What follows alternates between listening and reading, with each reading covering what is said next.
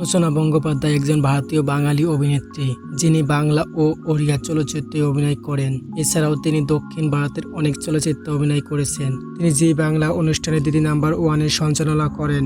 উনি 2024 সালে হুগলি লোকসভা সংসদ সদস্য নির্বাচিত হয়েছেন তৃণমূল কংগ্রেস দলের পক্ষ থেকে।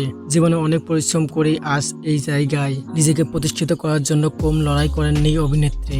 কর্মজীবনের পাশাপাশি সন্তান ও সংসার একাতে সামলে চলেছেন এই এভারগ্রিন বিউটি কুইন।